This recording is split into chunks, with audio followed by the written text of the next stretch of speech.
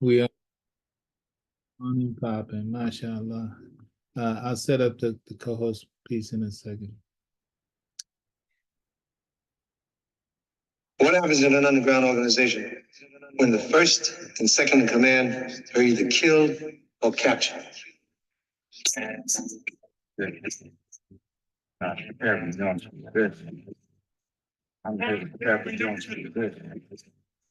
We got it. Carry Jones for this.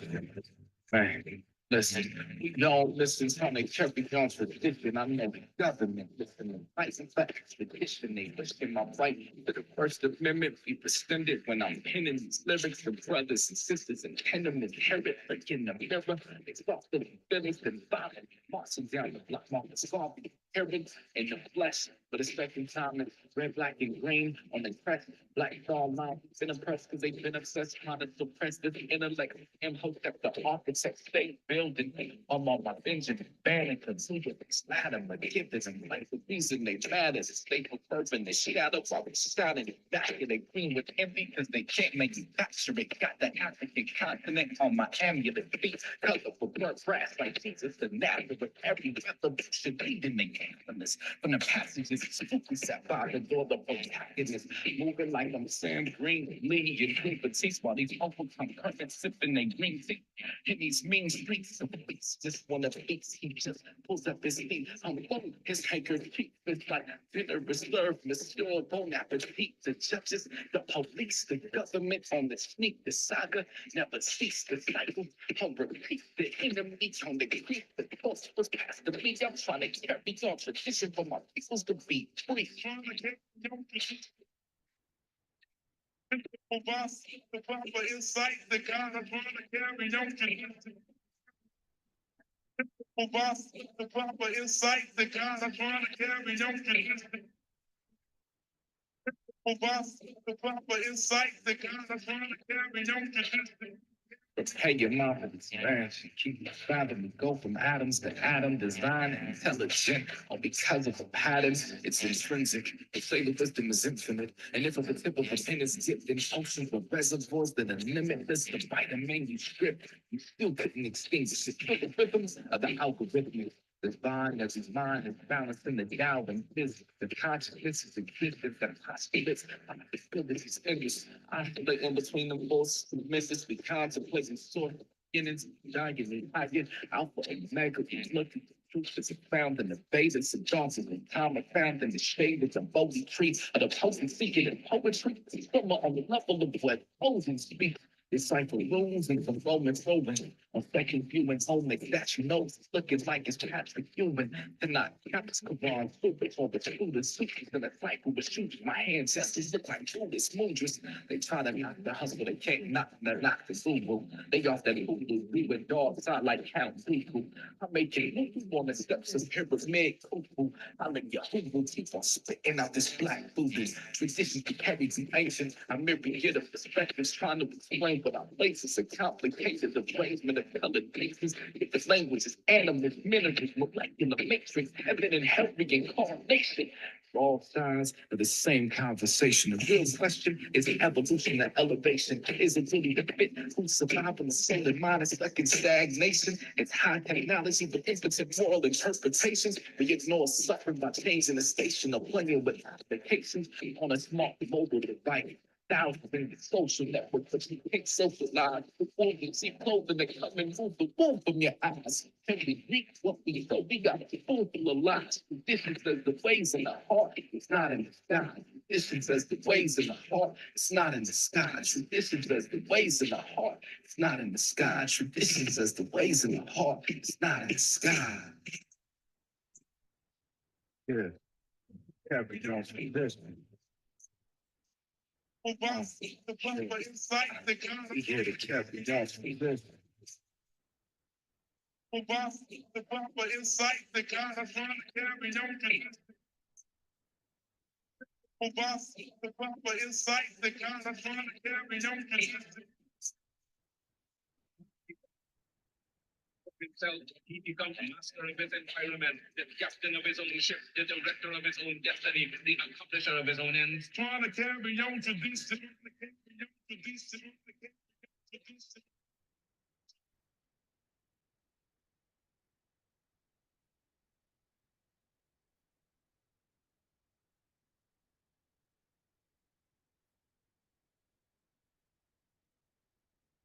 Alhamdulillah Rabbil Alameen.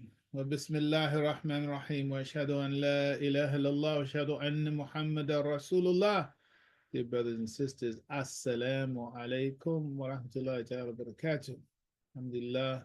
So happy to be here with you again today. We have an opportunity to lay down a little more of this history and carry on tradition. So alhamdulillah, at this time, I'm going to turn it right over as I greet and welcome to the day my co-host, partner in time, Tyson Amir. Assalamu alaikum wa rahmatullahi wa barakatuh. Assalamu wa rahmatullahi wa barakatuh. Imam Fahim, would you mind making me co-host once again? I was on my phone and then I jumped on the computer. Let's go. Let's see. Thank you. I appreciate that. Go to participants, right? Yep. So am I still FS? Yep. Okay. Thank you. So, all right. So.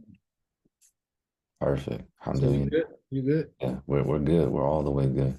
So I'll go ahead. I'll start sharing right now. Assalamu alaikum. Assalamu wa rahmatullah. Inshallah, the screen is up. Bismillahir Rahmanir Rahim. We're gonna pick up, and as always, it's great to be in this space. So much learning from me, and then an opportunity to share this work. And that song, Carry On Tradition, I really like it. It's when we created it, it felt like something special, and I think it really does a good job of setting the tone for what we're talking about, because it's so important. I'll give a quick little anecdote before jumping into what we're gonna do today. And I have it here because we're gonna recap, and I'll do that every single time. It'll be a brief recap before we jump into what we're gonna do. And yesterday I was out in the Sacramento area in the Thomas Unified because our program, we have several programs that we do through my education consultancy firm, but the biggest program is our Black program, Building Leaders and Activists with Collective Knowledge. So we were at Indercombe High School. We also work with Natomas High School, and we work with Natomas Middle School.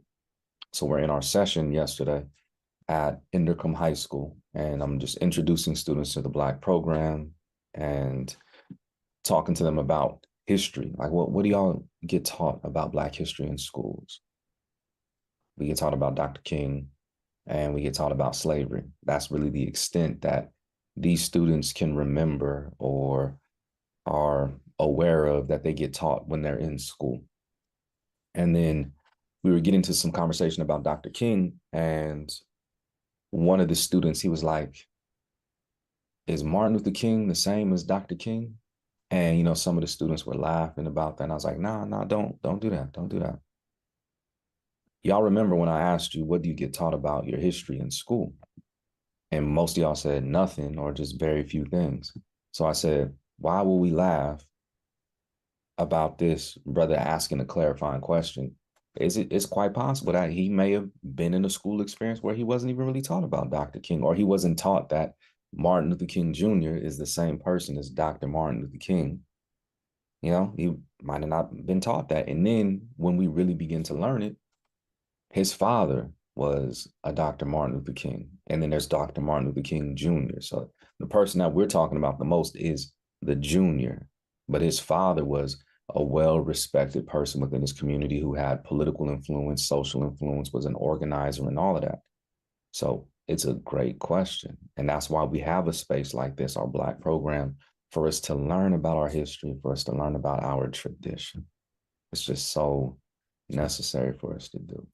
And in the space that we are in, here in the wilderness of North America, also known as the United States, our people have been able to be successful. Our people have been able to protect ourselves because we have adhered to an understanding of our tradition in a strange land. And as Imam Fahim was talking about, or has been talking about in the past couple of sessions, but especially like maybe 3 sessions ago when he was breaking down kind of the pyramid of why Bilalian makes sense for us. We're a people who have been taken from our homes. And then in this new land that we find ourselves in, we've been forced to endure, in our experience, the most brutal form of enslavement ever seen in human history. And that didn't end just with the dissipation of that institution. It continued in the manifestation of every single institution that these Western countries here in the Western Hemisphere have produced. And we've had to endure that. And as Imam Fahim was talking about yesterday in his khutbah, there is, for the mu'min, for the believer, there is the cosmology of whatever we experience. We can see it as shukr, we're thankful, we're grateful for what comes, or sabr, we bear with it, we bear through it with a deep, resounding patience. But that patience can also be, we're patient in our fight. It doesn't have to just mean that we're sitting and we're standing still. And when you said that yesterday, Imam Fahim, it immediately brought to mind carry on tradition. Like, we come from a people for, like, all right, we can think about our brothers and sisters in Philistine right now. They've been enduring something since 1946, 47, 48. It's a long period of time. And they're still doing that. Our people, since 1441, we're getting ready to approach 600 years of this tradition that we've carried on. And in that tradition, there are these strong, these beautiful, these powerful individual exemplars. There are these strong, beautiful, powerful communal exemplars. There are these strong, beautiful, powerful, larger societal, national, regional exemplars, because our people have been carrying on tradition. We have. And it's a moral tradition. It's an ethical tradition. It is a right tradition. It is a righteous tradition. And to be of that community in a like genetic sense, alhamdulillah, it's an honor. And then to be in one of those communities that brought that tradition alive in the 20th century and is carrying that tradition into the 21st century. It's an honor. It really is. And so I'm always just moved by that, and we're going to move into it. So it's very easy for us to see the roots of much of what we do. Not that Marcus Garvey is the foundation, but definitely a foundational piece and an influence on what we see in our communities in the 20th century. So the UNIA, we spoke to that. I'm going to recap this because in where we go today and where we're going to be moving, this history is just so influential. So you had a number of members of the UNIA. We talked about two members in particular as we were moving into our conversation last week. And now those were the parents of Malcolm. So Earl and Luis, they joined the UNIA, proud members of the UNIA, prominent members of the UNIA, and they raised their children up with this understanding. And it had a lasting impact, even in the depths of dungeons, prison. Malcolm was able to hear the call to a community that was aligned to principles similar to the UNIA and similar to the example of his parents. And it began to bring him back to who he was. It began to bring him back to the tradition. So we talked about the tradition of the nation. And the Honorable Elijah Muhammad, Sister Clara Muhammad, the way that the nation was able to establish itself and grow throughout the 30s, moving into the 40s, moving into the 50s, and expanding greatly in the mid to latter part of the 50s and into the 60s. And then with that expansion, you have the Little family. So Malcolm's siblings join, older brother, younger brother, and sister.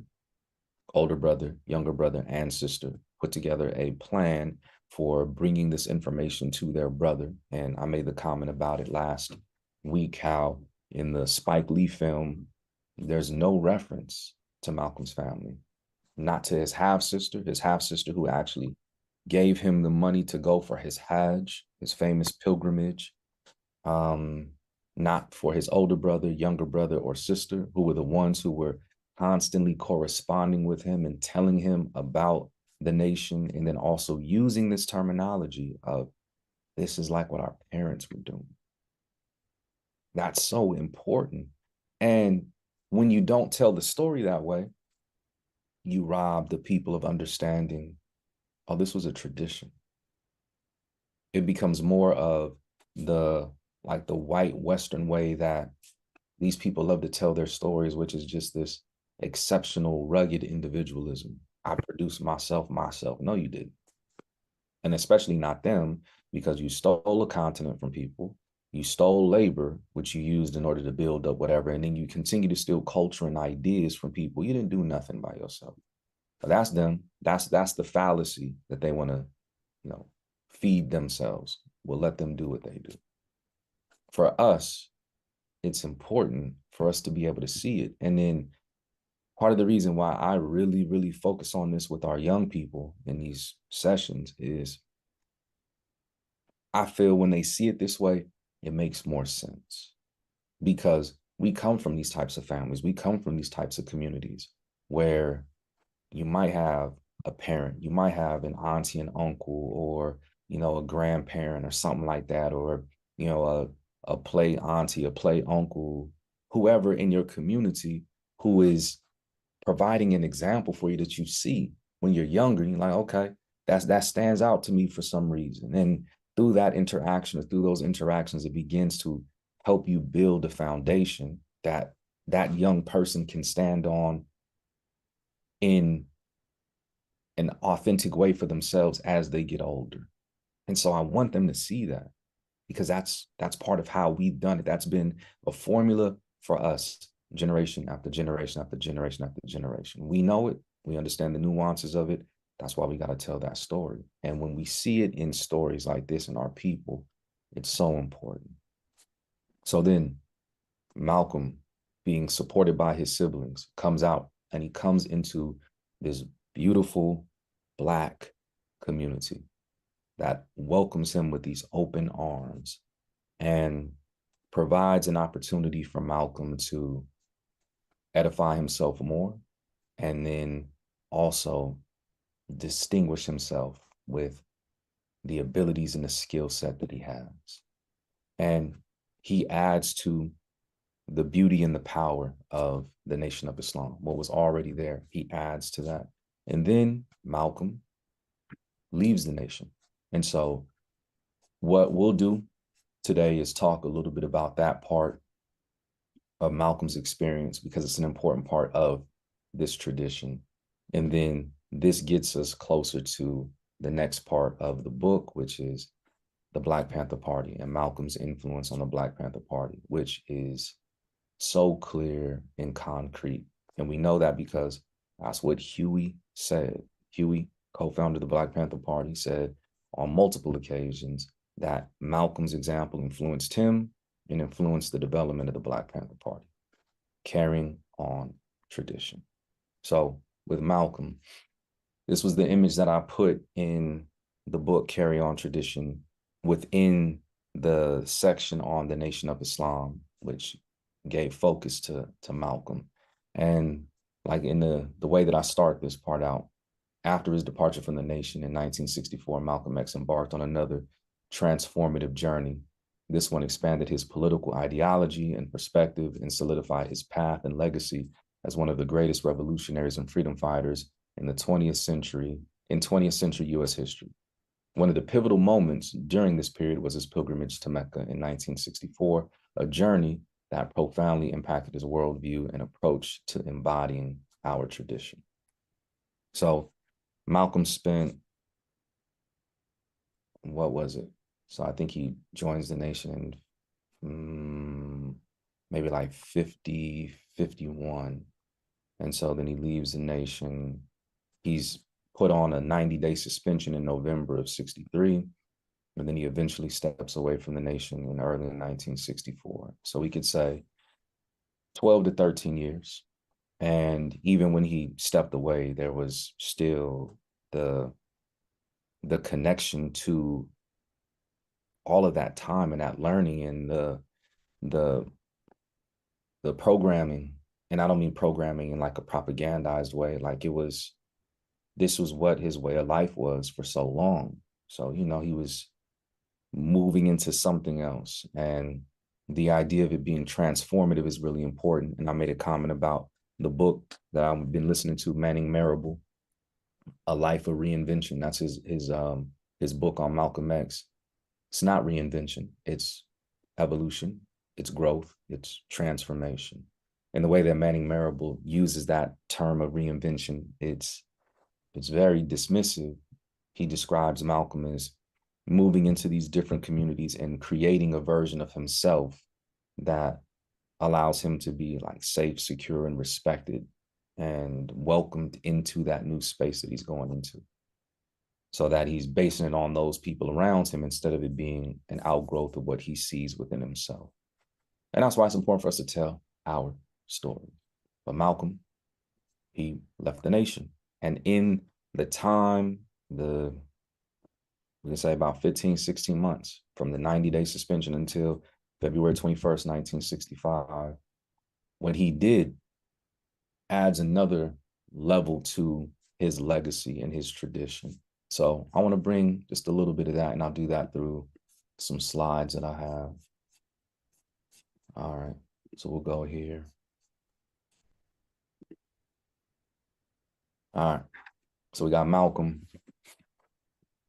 We'll skip ahead a little bit. So these are some of the last years of Malcolm in the nation. 62, Muhammad Speaks began minimizing coverage of Malcolm X. Malcolm working with Alex Haley on the autobiography. And then Malcolm is suspended after the comments that he makes about President Kennedy and the assassination. And this begins his 90-day suspension. During that time, Malcolm had already connected with Muhammad Ali, who was known as Cassius Clay, but takes on the name of Muhammad Ali. So he spends time in January of 64 with Muhammad Ali as Muhammad Ali is preparing for one of his major fights. And it was a beautiful experience for his wife, for his daughters. And this is another thing that I really, really emphasize, because this is part of our tradition. And it's interesting to me when I step back and I look at how when other people try to tell our story the way that they want to tell our story, some of the biggest stereotypes that Black people don't come together, that, you know, Black men don't want to show love to each other, and all these different stereotypes that folks want to have about, you know, our sisters, and that stuff didn't come from us. And as Malcolm says, only a fool will allow his enemy to educate his children. Those things came from our enemies, people who have been openly attacking our people for generations. So it's important for us to see this. And when I'm in these sessions with elementary school students, middle school students, high school students, folks who are in college, folks in community, these images are important. Look at the love between these brothers. And then another thing for us to see is Malcolm was probably, all right, let me see, Muhammad Ali maybe was 21, 22 at this time. So Malcolm is 38. So they almost have a 16, 17-year age gap. This is carrying on tradition and passing on tradition. When you have a big brother or you have an elder, you got a big sister who spends time with you and sees you and is providing an example for you and giving you wisdom, but then not just that, for Muhammad Ali, a younger generation, to be providing his knowledge, his wisdom, and his greatness to his big brother. That's how we carry on tradition. Look at this. Look at the love between these brothers. It's beautiful. You know what I'm saying? And it's something that is like we've been forced to fight. So we've been forced to in order to survive here in the wilderness of North America, to become a warrior people. This whole idea of like a lover, not a fighter. We're lovers and we have to fight. And we can fight well. But it's important for us to really see the love. And using a piece of wisdom from another revolutionary figure, Che Guevara, he said that at the risk of seeming ridiculous, revolutionaries are guided by deep sentiments of love or deep feelings of love.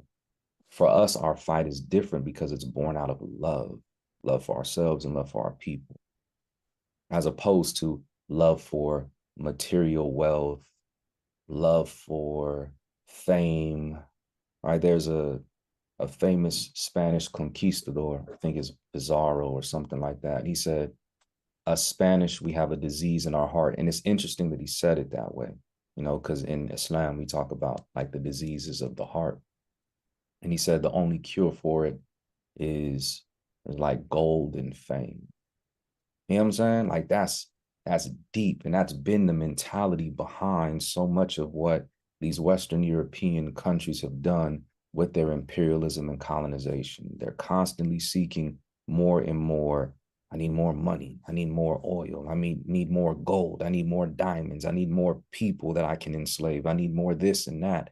I want to be the wealthiest person. We want our country to be the wealthiest country. We want our military to be the strongest for whatever. We're trying to get to the moon first. We want to do this and that.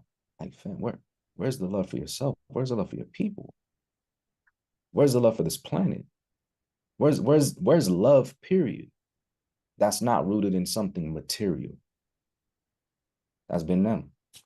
And that's why they're not an example for us, except in what not to do. That's why we got to learn our tradition. This is beautiful. This is a beautiful thing to see. And then Malcolm, of course, he expands on what he feels that he's called to do. So to stand up for Black people, to help bring Black people together, to be an example of this tradition until his very last breath. So he establishes the Muslim Mosque Incorporated because he believes that within our community, it's important for us to have a spiritual base, and a spiritual base that is rooted in an understanding of who we are. Not we're using a spiritual tradition, and that can be any tradition, but that it's coming from a community or a voice or an experience that's outside of our community and doesn't understand the nuances of who we are as a people. And for some of us, like for me, after, you know, coming into Islam, so converting to Islam, I saw that and I dealt with that a little bit as well, you know, that the identity crisis of, okay, so here's Islam. And then you have folks who want to show up in their cultural attire and cultural aesthetic of how they practice it. And it can be easy if you're not grounded in a sense of self to be like, oh, that's a more authentic version of Islam. And we got people who still caught up in that. But Malcolm was saying we need a spiritual foundation that's rooted in our experience to help guide us. That's one of the anchors for who we are as a people. Then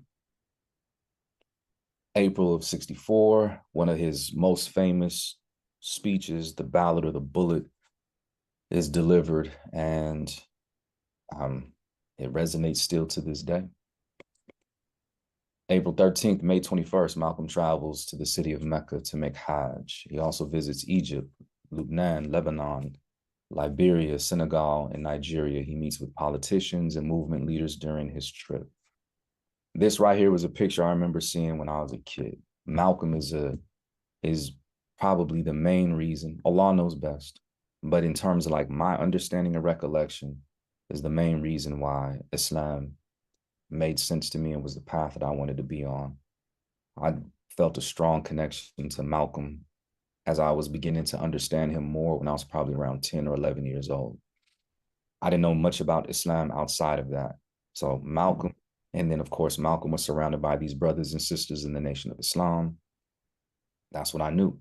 And the basic understanding that I had at that time, I was like, okay, Muslims, they refer to God as Allah. So that's what I started to say.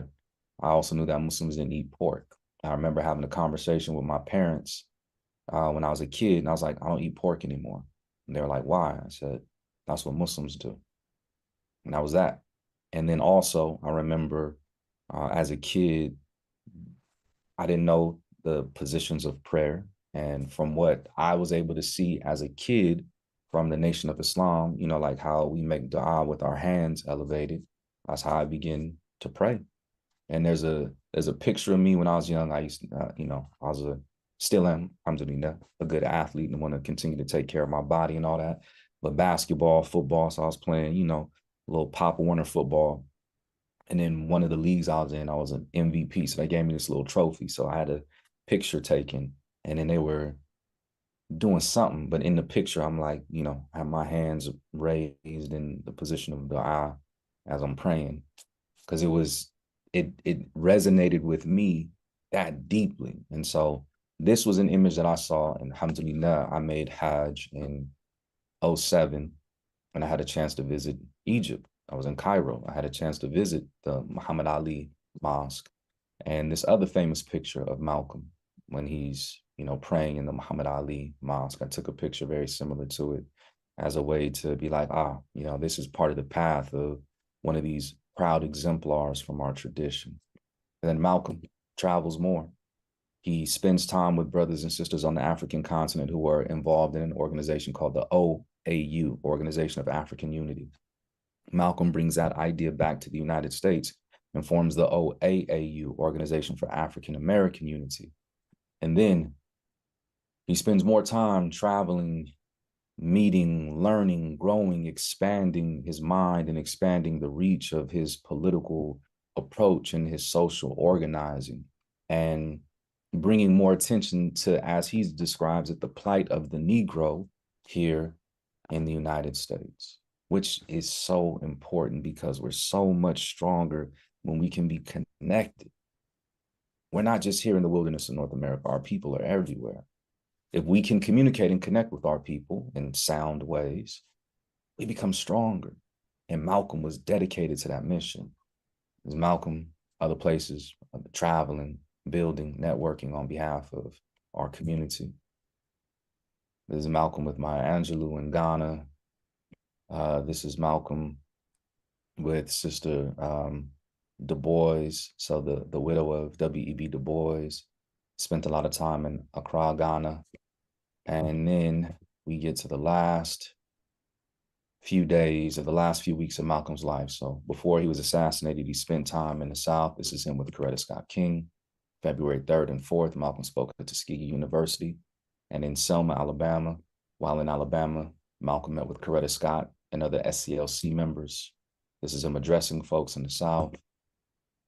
Spent time again outside of the country, travels to London, England for another speaking tour. This is him right after his home is firebombed. We got about a week left in the time that Malcolm is in this physical realm with us. This is Malcolm at the Autobahn, and the picture, we see a face that's looking back at us. For you, I think it's in the left corner of the screen. This is one of the Bossy agents. So of course, the federal government, NYPD, were all in cahoots with trying to eliminate Malcolm. This was one of the agents that was sent into Malcolm's organization to infiltrate his organization. And that's him on security detail. And then this moment here. And what's very interesting about this moment here is our brother is now an ancestor when this photo was taken. He had breathed his last breaths. And as Imam Fahim had said in the khutbah yesterday, Allah will take someone when they have fulfilled their mission. Malcolm had fulfilled his mission. And so this is the aftermath of that. And this is what we are left to observe, witness, deal with. But Malcolm did what he came to do. He demonstrated this tradition to the highest level. And in this picture, we have NYPD agents who were supposed to be stationed inside the Audubon ballroom, but they were across the street. They're grabbing somebody that they thought was one of the trigger pullers. And then if you're able to look at the picture, I would like for you to look at the right side of the photo. There's a brother who has a long trench coat, and it looks like there's a white piece of paper in his pocket. This is the brother who was the main person responsible for taking Malcolm's life. The man who wielded the sawed-off shotgun. And if you ever see video footage of this, you would see he's right here, like he's in the fray, pointing at, oh, it was him who did it. It was him who did it. And then if you see him, he has his hand on his jacket. He puts his other hand on his jacket, you know what I'm saying? Like he adjusts his coat to fix it up. And then he kind of just fades into the background and walks off across the street. And nothing ever happens to him. Police were standing right there next to him. Police knew who he was. Did nothing. But just like for us, in our tradition, the Prophet Muhammad sallallahu alaihi wasallam, he passed away according to our calendar with 2024 in the year 632. He's still with us. Malcolm's legacy is still with us. What he gave us in terms of his tradition is still with us. This is some of what he brought. And then this is how I'll end it. And then we'll pick up from here next time. These are the words of Huey P. Newton from his autobiography, Revolutionary Suicide. This is what Huey said. I first heard Malcolm X speak at McClymonds High School in Oakland. I don't know if any of y'all were present on that day. Maybe some of you were. If you were, I would love to hear more about this. I've looked into this a lot. I've tried to exhaust whatever resources I can find online for this event. There's very few things that you can find, but we know that it did happen. So in 1963, Malcolm was here in Oakland. He spoke at McClymonds High School, and will continue. When he attended a conference sponsored by the Afro-American Association on the Mind of the Ghetto, Muhammad Ali, then Cassius Clay, was with Malcolm, and he told about his conversion to Islam. He was not yet the heavyweight champion.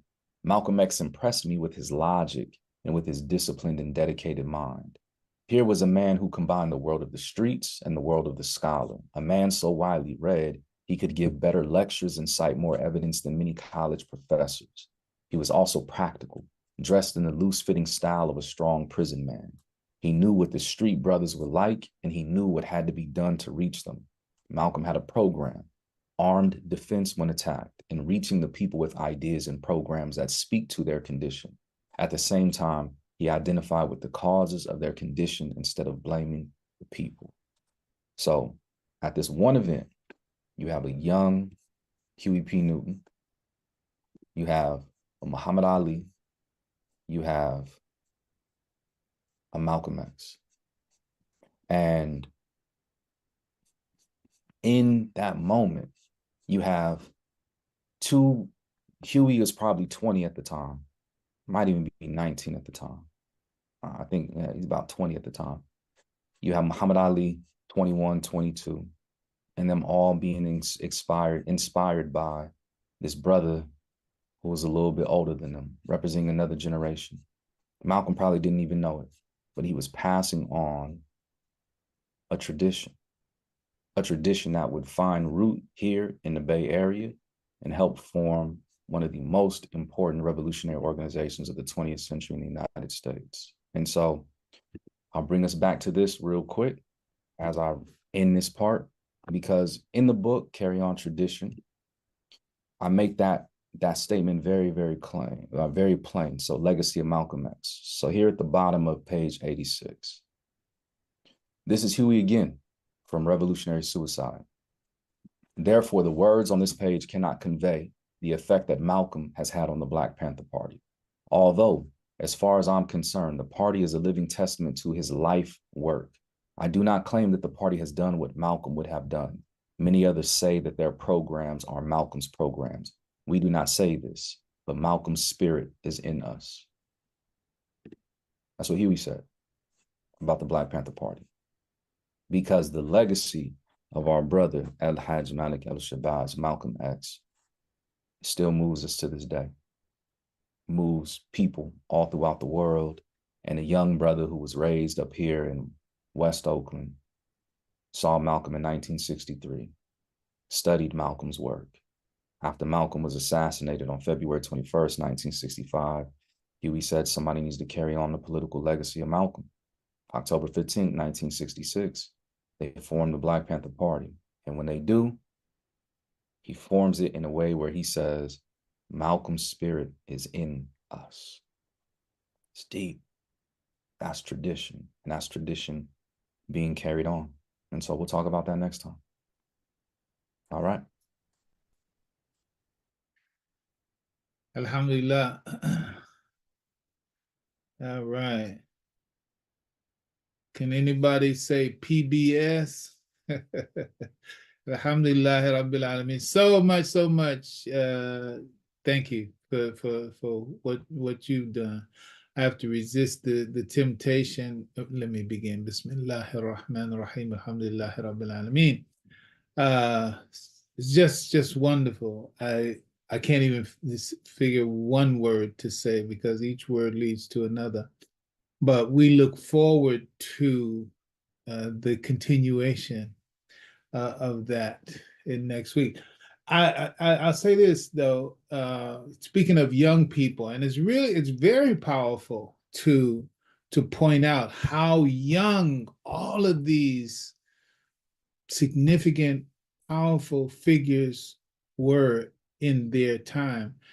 I mean, truly, just in the limit of time of what Tyson, what you shared with us, just to put yourself on the other side of, damn, what we gonna do of the enemy? Damn, this guy. It's like, I mean, listen, where I stand on it and where I have to stand on it.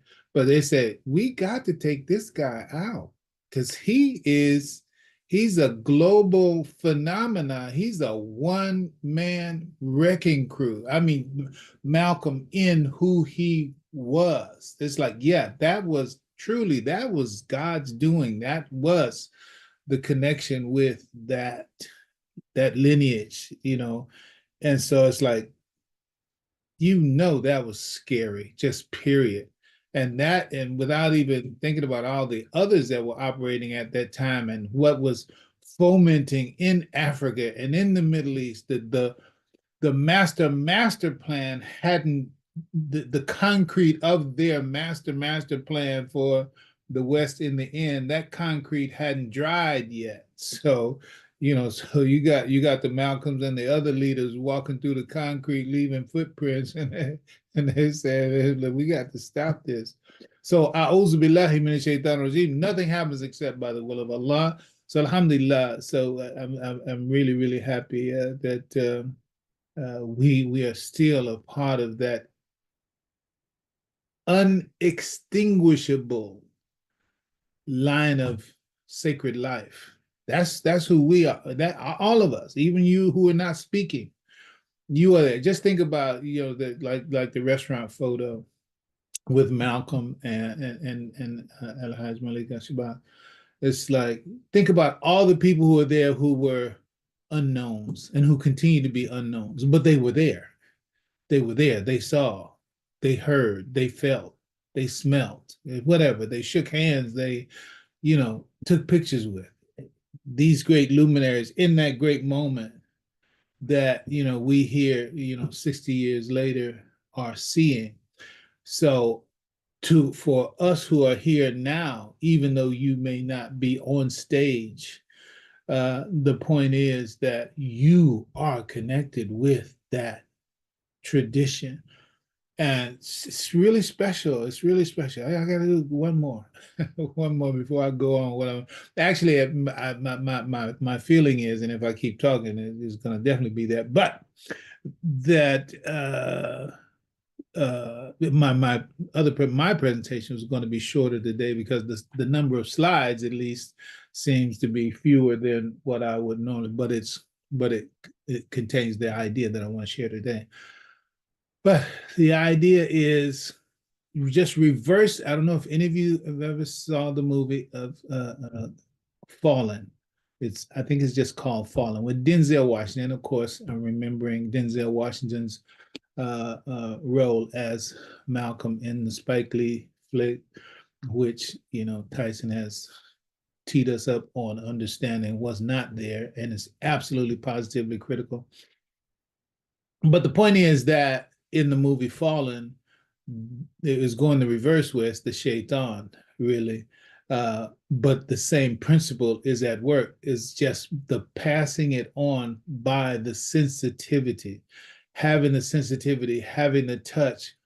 The spirit leaped from one to the other just by contact, by that shared sensitivity, shared sensibility, just that contact. And so the linkage, the beautiful linkage that Tyson has given us, especially, I mean, it's crystal with the way he's given us the UNIA and Marcus Messiah Garvey, that you could really feel the unbroken line between that, and then when you make the connection between Booker T. Washington and all the others, just an unbroken line. And listen, in scholarship, in Islamic scholarship, the whole idea of ijaza, the whole idea, it doesn't have to stay there, but I'm saying the same principle is at work.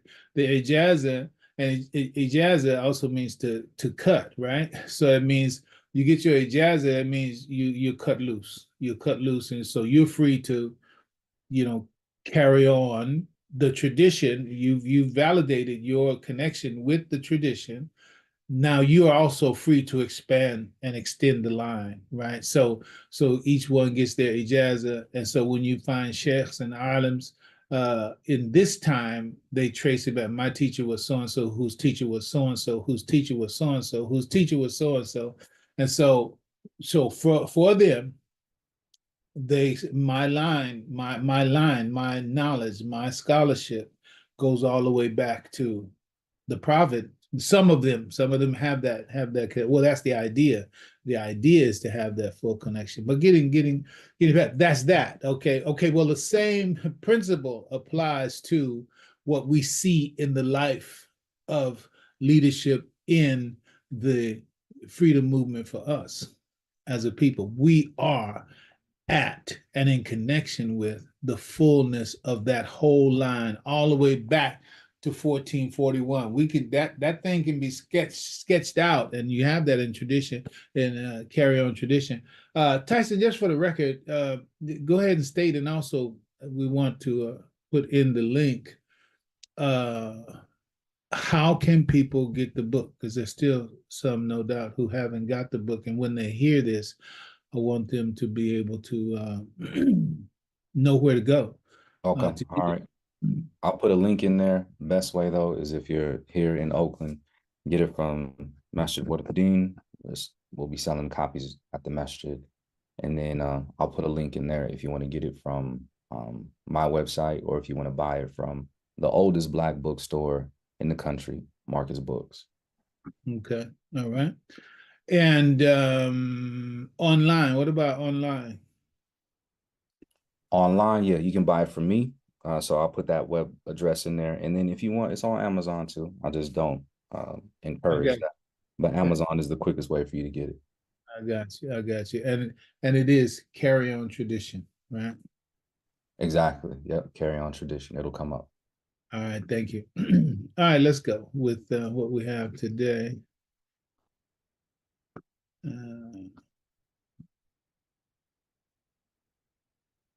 Get past the intro. So today, move this out of the way. A new people on this earth, the social and cultural speciation of Bilalians. So we're going to go into those those details, some brief detail. So when we speak of a new people on this earth, the foundation that we want to tie it to is this verse in the Quran, 39:6. 39:6. A'udhu billahi minash shaitanir rajim. This is a portion of the verse. يخلقكم في بطون أمهاتكم خلقا من بعد خلق في ظلمات ثلاثة ذلكم الله ربكم له الملك لا إله إلا هو فأنا تصرفون. صدق الله العظيم. And an expression of it is, he creates you in the wombs of your mothers, creation after creation, within 3 veils of darkness. This is often translated, not included here. That is Allah, your guardian evolver. To him belongs the dominion. There is no object of worship except him. So how are you averted? So the 3 wombs. So understand this about the Quran anytime, all the time. The Quran is a universal book, right? That's why, the universe aesthetic is always proper for the Quran.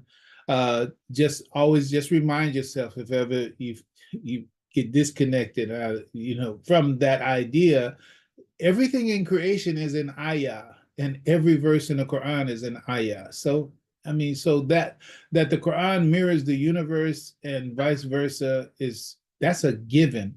I punctuated my khutbah yesterday with a point, said, is that in your ontology? When I asked that question, just understand this: ontology means map of reality. Just put it like that. Ontology means map of reality. That's a certain, you hear about epistemology, pedagogy, what is it? Ontology, as I'm saying now, cosmology, all these ologies that relate to the macro system. It's like this knowledge for us is the map of reality for the Muslim is the Quran. Literally, just take that imagery and just say, okay, you remember those days. I know that many of you old enough to remember where there used to be paper maps. You used to have these folded up maps. You go to the gas station and buy these maps, and you open up the map and you got to lay it out, and you have to trace, okay, we're here, so we need to take Highway 5, then we're going to go to 101 North, and da. That's what you had. That's what we did at that time. That map was equated with the territory that we're talking about traveling on, right? So the map matched the territory. Okay, listen, the Quran is the map for reality, seen and unseen. Hold on to that. The Quran is the map of realities. Listen, metaphysical and physical reality. The Quran is that map. Yes, there's the abstract quality. We'll mention some of that as we go, and it always comes up in our conversations. There's the abstract and there's the concrete. So that being said, there are a multiplicity of ways of understanding 3 wombs of dark. This is no effort, no attempt, no intention to boil it out. This is what the 3 wombs mean, and it doesn't mean anything else. No, I know it means many other things. Why? Because it's universal. It being universal is going to apply to things universally. So you're going to find places in the reality of creation, physically, morally, rationally, spiritually, that, oh, that's a 3, and that's a 3, and that's a, yeah, you're going to keep going because the whole universe, it covers the 3. So the point is that you can find it also in this particular master narrative aspect for us. Inside of our master narrative, there is a 3 wombs critical to understanding our movement through time and our movement through space and our movement from a lost or how can you say taken identity or a dehumanization to a rehumanization. There are also 3 wombs to move us back to that, and 3 wombs to move us out of it, 3 wombs to move us back into it. So mashallah. So this is a foundation for this speciation. So the particular dimension that we're speaking of it is this. And that's our distinction and our realization as a new people on the earth. And let me say this right now, so I won't forget it. I'm not talking rhetorically. I'm not talking metaphorically. I'm not talking abstractly. I'm not talking philosophically. I'm not talking analogically. I'm not saying it's virtually. I'm trying to look for all those ways of it. Yeah, well, that's what it means, virtually. And that, yeah, we are new people. We are virtually a new people. Or we are rhetorically we're new people. Well, metaphorically we're new people. Abstractly we're new. No, we are straight DNA, brand new on the planet. That's what we're saying. It's not like that's nice or that's, we're number one or we're the GOAT, he the GOAT. No, this is really the case. Okay? Imam Muhammad's quote from 97. He said, we're no more African except in the understanding of history that we once came from there. Maybe genetically we're African, but humanly and spiritually we have become a new people. This is a very important thing to understand. Moving on. Yes, the biology, the DNA, etc., is unavoidable, absolutely necessary in order to have existence in 3-dimensional space and time. Absolutely. But understand this, or rather, and understand this, that our construction as a human being is by the reading and the writing of the DNA. It's all the same DNA. It's all the same DNA. Right? I mean, all organic life has this DNA in it, right? But all organic life does not have the same form and structure. Butterflies don't have the same form and structure, and plants don't have the same form and structure as butterflies, and human beings don't have the same form and structure of animals and plants and that. But the DNA is all there in all organic life. It has. So Allah subhanahu wa ta'ala, by his design, the first order of our construction as human beings is when God says, "Laqad khalaqna al-insana fi ahsani taqweem," he created a human being in the most excellent mold. It's like he decided, understand this, in God's artistry, as God said, I gave you your forms and made your forms beautiful, right? So we are the artistry of God. We are the product of Allah's creativity. I'll put it this way. As like I said, and he designed us that way. And what all you have to do is that if you want to understand if God knew what he was doing, just think about the attraction between males and females.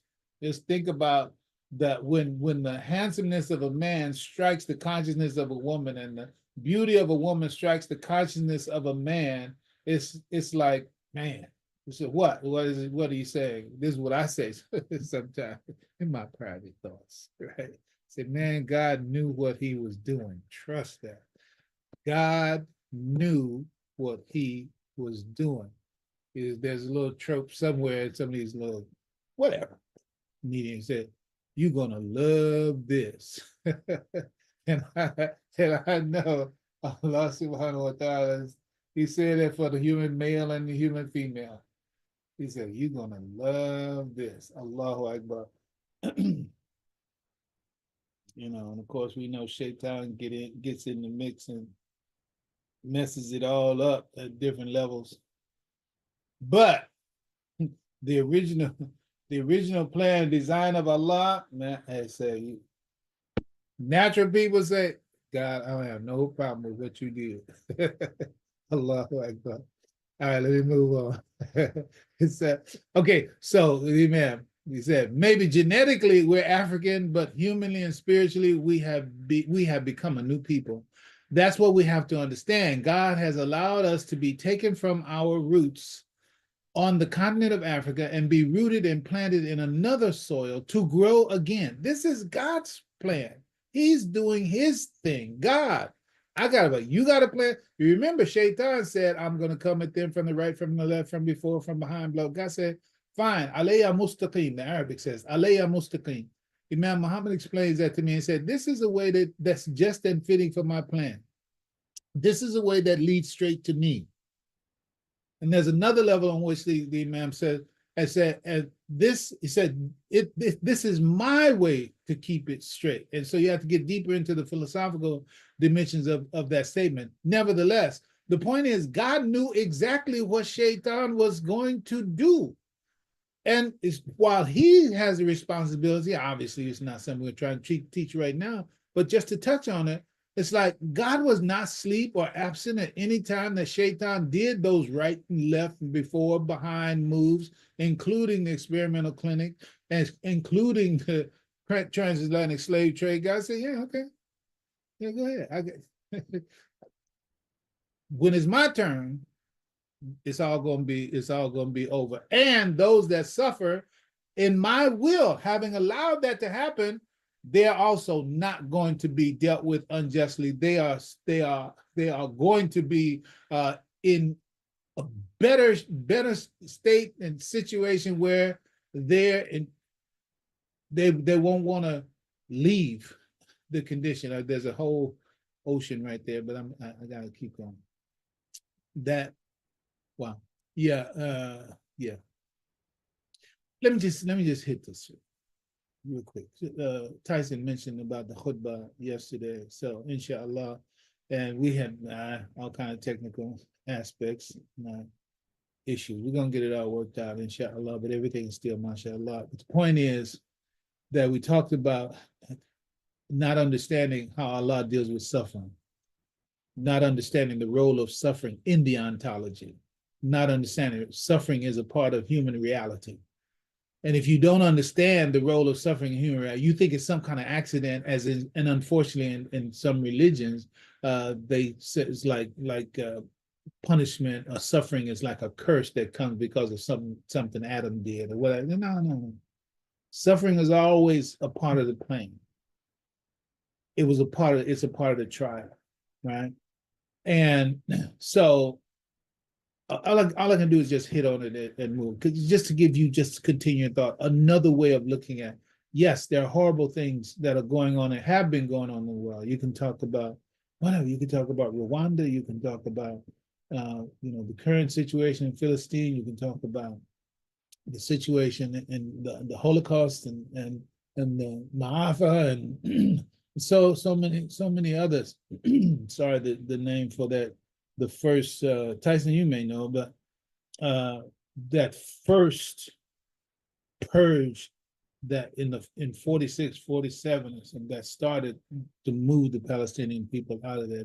700, my numbers in my memory, 750,000 people were either killed or moved out of that so-called land, Palestine. And they want to date everything from October 7th. No, that's not where this thing started. But the point is that tumult and oppression is worse than slaughter. So if you only think about what people are suffering, even and maybe even especially the death of children, so many hundreds of thousands of children, and over the years, maybe even millions have happened. And sometimes the tendency is to only, and this is not against the human heart. The human heart has a natural way of being, but God is present. No one dies in the state of fitr, which is a child before puberty.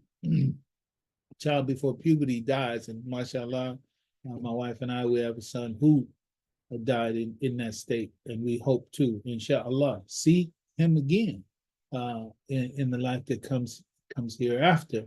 And indeed, he's actually, according to the report, one who will hold the gate open if the parents haven't qualified for paradise, and that child's in paradise before they close the gates, according to the hadith. Before they close the gates, the child said, they tell him to come in, and the angels said, come on in, it's time to come in. He said, no, I'll not go in until you bring my parents. I'll not go in until you bring my parents. And then his parents that means that the parents hadn't qualified for paradise. But the child who died before puberty had that right of intercession, according to the reports, to bring the parents in. So alhamdulillah, we feel like, inshallah, we just might have a ticket to paradise already with that. Allahu alam, and forgive the digression, but I'm saying this to say all of the hundreds of thousands of children that died in these horrible situations, from our perspective, yes, they are horrible, they are horrid, they are monstrous, they are that. But you have to remember also to put on the lens that Allah subhanahu wa ta'ala will have you see, because that would mean that Allah allowed that without any kind of fairness, justice, mercy, recompense or what have you. That's not true. It's not true for God. Allah is never unjust. So if Allah allowed it to happen, there's more good in it than harm. And ultimately with God, it's all good in Allah's plan. It doesn't feel like that when we experience it, when we see it. But if you read the map of God in the situation, it's like, I just have to say it. It's like, maybe God is just saying, look, this is where, and Imam has said as much. I do want to get through this, but our morning's presentation, but the man pointed out that the death of children before this world in these ways is also Allah saying that this world is not good enough for you, and this world is not for you. So Allah takes them out of this world right into his world. You got to read the hadith of Abraham being surrounded by untold numbers of children in the Isra wa Mi'raj. And they said, who is that? That's Abraham. And who are the children? It's those who had died before reaching puberty. So they're guaranteed. Yes, we feel bad about it in this world, but in God's map, in God's reality, it's like they're brought truly to a better place. And the same for martyrs. The martyrs also, they go bang, bang right into the blessing of Jannah, the paradise of Allah subhanahu wa ta'ala. That's when you look through the lens of God, when you look through the lens of Allah's map of human reality, and not just look at, look at the horrible thing that they're doing. And I'm not downplaying that. I'm saying, yeah, that's part of the equation. And they're going, and the perpetrators of that, and the perpetuators of that, everybody gonna pay their price. Even the slave trader got hadith for this and all that.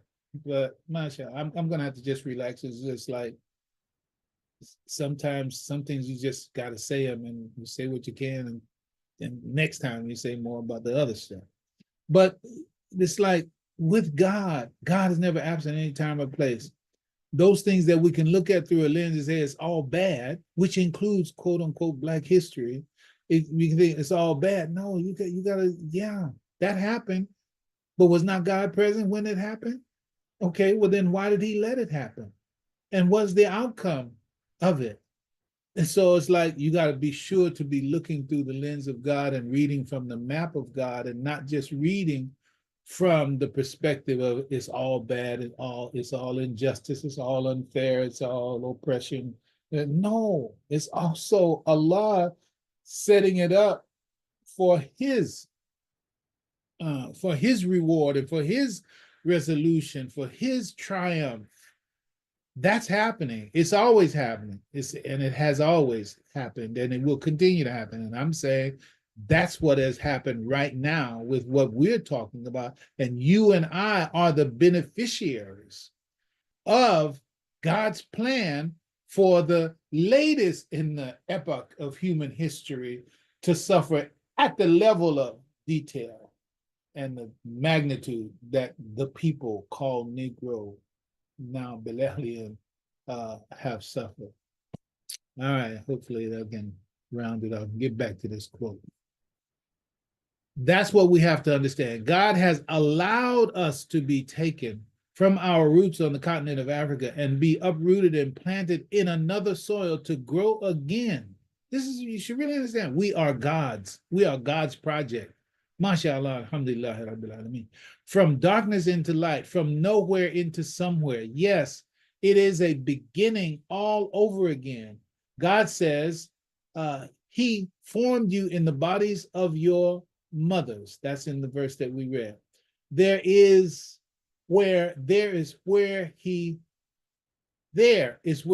formed it, means in the body of the environment that you were put into. So the environment you put into, that's a body. So as a seed body in the body of the environment that you're put into, that is where you are formed. So to be taken from Ghana, or if you were taken from Nigeria, if you are brought here and you lose all contact, that is the total dehumanization, total being cut off, and you lose all contact with Ghana or lose all contact with Nigeria, you start to form a new or fresh beginning as a person, as a human person. And your soul, your spirit, your mind has to feed on a new environment, like a new seed placed in the earth in the dark. And if you're blessed, God will let you develop and grow and come into the light again and see yourself anew. Yes, that's what we have to understand. That's what has happened. That's what we are a part of. That's who we are. That's what we are a product of. And so this is from a speech from the Imam in July 13, 1997. So looking at the social and cultural speciation, which is the science of isolation, environment, and adaptation. So those are the three wombs that we're talking about today, to be specific about the birth of the Bilalian. So social and cultural speciation, which is, in this case, the science of the three veils of darkness. Scientifically speaking, the descendants of the once captive chattel slave were formed in a new human species, into a new human species labeled Negro. Negro is a special product, vis-a-vis the social and cultural speciation. So to go into the details of that.